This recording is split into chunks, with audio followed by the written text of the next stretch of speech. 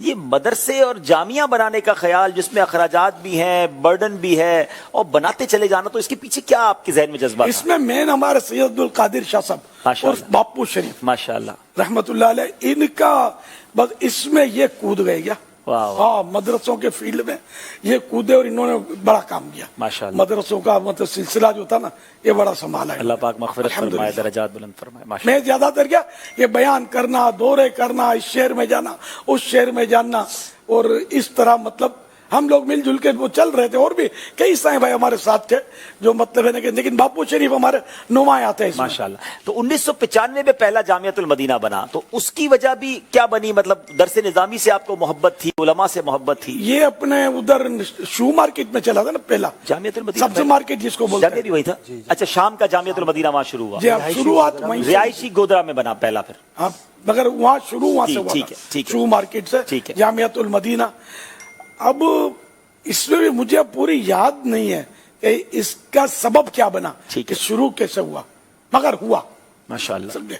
تو یہ ہوا، پھر آہستہ آہستہ گودرا کالونی آپ بتا رہے ہیں، پھر اللہ نے توفیق دی ہم کو، گلزار حبیب میں چھوٹی پڑ گئی ہم کو جگہ، اور بھی کچھ ہم مطلب جو چاہتے تھے جیسے کہ ایک جنہیں رات دن ہم اس کو اپنے انداز سے چلائیں، تو اس کے لیے ہم کو جگہ کی ضرورت محسوس ہوئی، اور ہم نے پھر یہ کہ وہ اجتماع بھی وہاں باہر آ جاتا تھا گلزار حبیب میں، اور مطلب تو خیر ہم نے یہ جگہ لی، یہ فیضان مدینہ کی 2.25 کروڑ روپے میں۔